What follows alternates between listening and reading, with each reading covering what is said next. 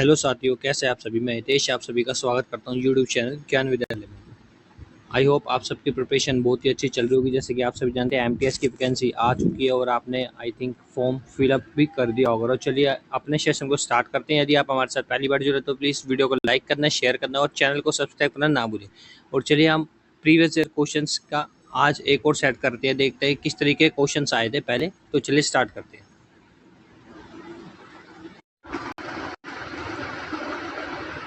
तो जैसे कि पहला ही क्वेश्चन है, गुवाहाटी या गुवाहाटी निम्नलिखित में से किस नदी के तट पर स्थित है। गुवाहाटी है निम्नलिखित में से किस नदी के तट पर स्थित है। ऑप्शन नंबर आपका कौन सा राइट हो जाएगा। Option number D will be your right answer, यानी कि डी ब्रह्मपुत्र। अब बात आती है ब्रह्मपुत्र नदी की। तो ब्रह्मपुत्र नदी जो है इसकी लंबाई पूछते हैं, तो ब्रह्मपुत्र नदी की लंबाई कितनी है, 2900 किलोमीटर। ठीक है, तो ये आपको याद होना चाहिए। और जो ब्रह्मपुत्र नदी है वो तिब्बत में किस नाम से जानी जाती है, तो ये भी आपसे क्वेश्चन पूछते हैं। तो तिब्बत में इसे सांगपो कहा जाता है।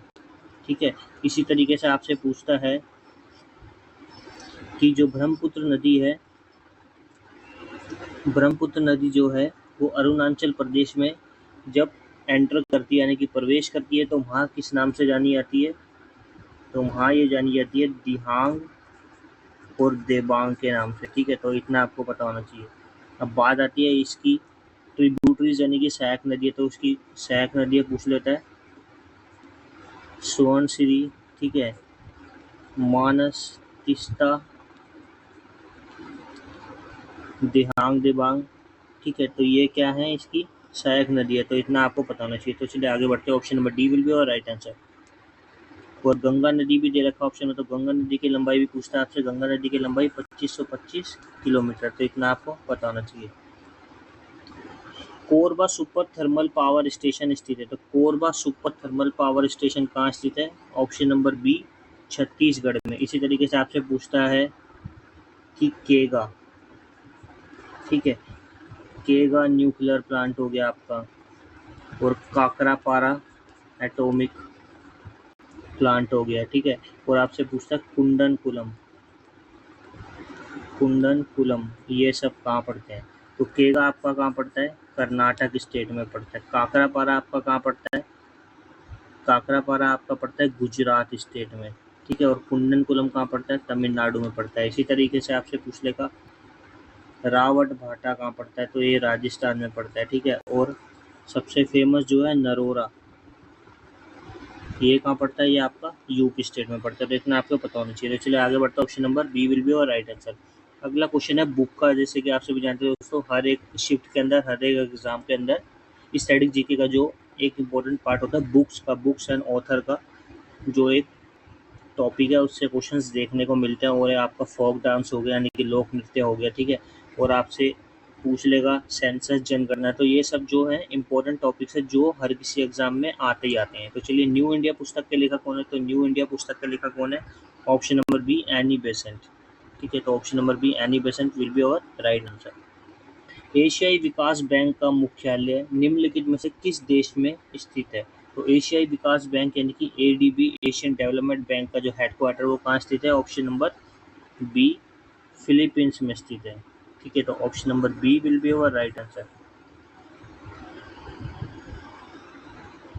रैंड निम्नलिखित में से किस देश की मुद्रा या करेंसी है। तो रैंड कहाँ की करेंसी है, तो रैंड आपकी दक्षिण अफ्रीका यानी कि साउथ अफ्रीका की करेंसी है। ठीक है, option number B will be our right answer. अगला क्वेश्चन देखते हैं। 2011 की जनगणना के अनुसार भारत में किस राज्य में अनुसूचित जनजाति यानी कि शेड्यूल्ड ट्राइब का वितरण सबसे अधिक है। जैसा कि अभी मैंने आपको बताया सेंसस का क्वेश्चन हमेशा आता ही आता है। ठीक है, तो सेंसस का टॉपिक आप हमेशा पढ़ के जाएगा, हर किसी एग्जाम के अंदर इंपॉर्टेंट होता है। तो 2011 की सेंसस के अकॉर्डिंग एसटी की पॉपुलेशन सबसे ज़्यादा कहाँ पर है, तो आपकी ऑप्शन नंबर ए मध्य प्रदेश में एसटी की पॉपुलेशन सबसे ज़्यादा। और इसी तरीके से आपसे पूछ लेगा एससी यानी कि अनुसूचित जाति। ठीक है, तो ये सबसे ज़्यादा कहाँ पर है, शेड्यूल्ड कास्ट, तो ये आपकी यूपी के अंदर यानी कि उत्तर प्रदेश में। तो इतना आपको पता होना चाहिए। तो option number A will be और राइट आंसर।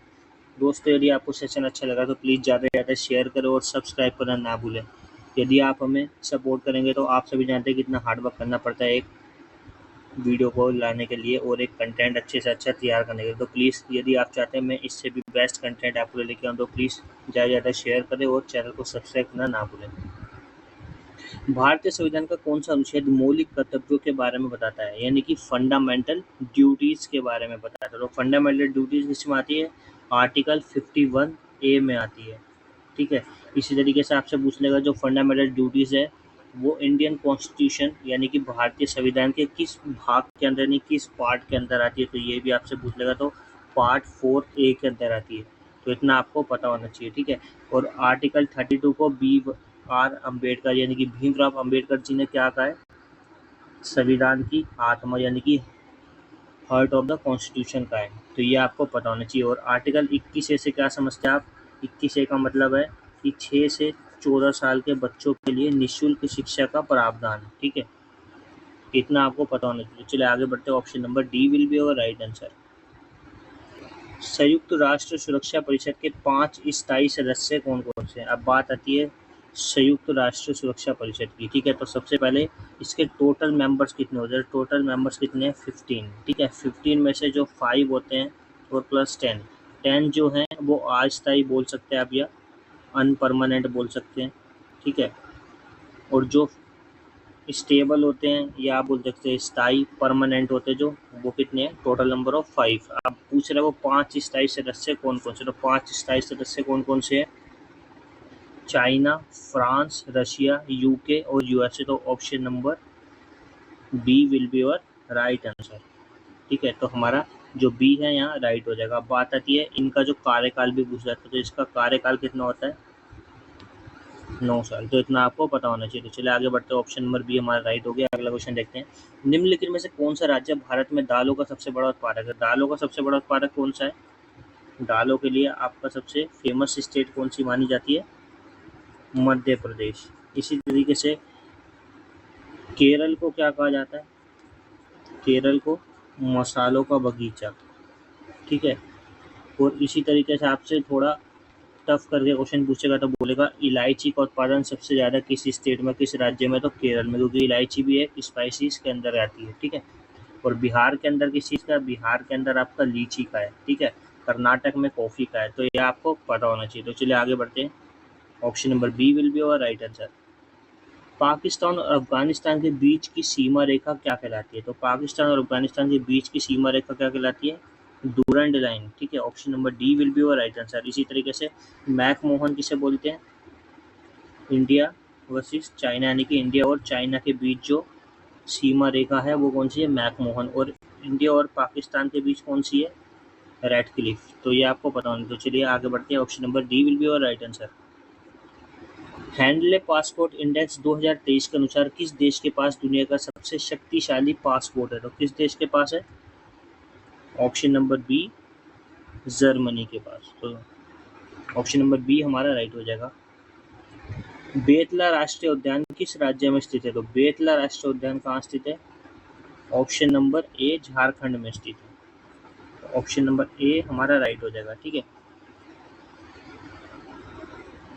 सौर मंडल में हरा ग्रह कौन सा? तो सौर मंडल में हरा ग्रह किसे कहा जाता है? हरा ग्रह कहा जाता है आपका यूरेनस को।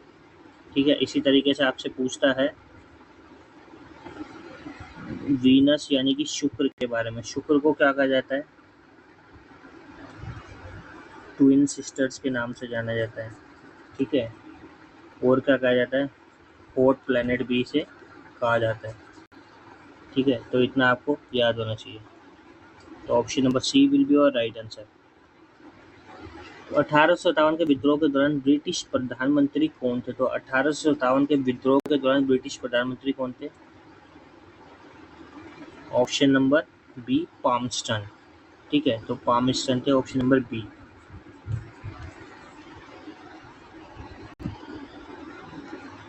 भारत के सबसे पूर्वी राज्य में कौन सा राज्य है? तो भारत के सबसे पूर्वी राज्य में कौन सा राज्य स्थित है? Arunachal Pradesh. Option number C will be your right answer. विश्व पर्यावरण दिवस कब मनाया? तो विश्व पर्यावरण दिवस कब मनाया जाता है? 5 जून को। यदि आपसे क्वेश्चन नहीं पूछेगा तो पूछ लेगा हाल ही में 2024 में जो वर्ल्ड इन्वायरमेंट डे है उसकी थीम क्या थी। तो इस तरीके से भी क्वेश्चन पूछ सकता है, तो आपको थीम्स भी याद होनी चाहिए। ठीक है, अब 5 जून को क्या बनाया जाता है, विश्व पर्यावरण दिवस बनाया जाता है। और 7 अप्रैल को क्या बनाया जाता है, विश्व स्वास्थ्य दिवस। Option number D will be your right answer. Simbalbara राष्ट्रीय उद्यान स्थित है। तो सिंबलवाड़ा राष्ट्रीय उद्यान कहाँ स्थित है, ऑप्शन नंबर ए हिमाचल प्रदेश में स्थित है। इसी तरीके से आपसे पूछता है टाडोबा नेशनल पार्क कहाँ स्थित है, तो महाराष्ट्र में स्थित है। ठीक है, नवेगांव भी कहाँ स्थित है, महाराष्ट्र में स्थित है। इस तरीके से आपको सारे नेशनल पार्क जितने भी हैं सब याद होने चाहिए। बनेरघट्टा, ठीक है, सतकोशिया, ये सब कहाँ पड़ते हैं। ठीक है, तो ये आपको पता होना चाहिए। Option number A will be your right answer. Ramayana का फारसी में अनुवाद किसने किया था, तो रामायण का फारसी में अनुवाद करने वाला कौन था, Badayuni. Option number B will be your right answer. बात आती है इसने जो अनुवाद किया था फारसी में, यानी कि ट्रांसलेटेड की थी, तो उसे फारसी में रामायण को किस नाम से जाना जाता है, रज़्मनामा। ठीक है, तो ये आपको याद होना चाहिए। और महाभारत का क्या नाम था, जय संहिता। तो option number B will be your right answer. इसी के साथ दोस्तों हमारा सेशन खत्म होता है। यदि आपको सेशन अच्छा लगा तो प्लीज़ ज़्यादा शेयर करें, फॉलो करें और चैनल को सब्सक्राइब करना ना भूलें। Thanks for watching my session.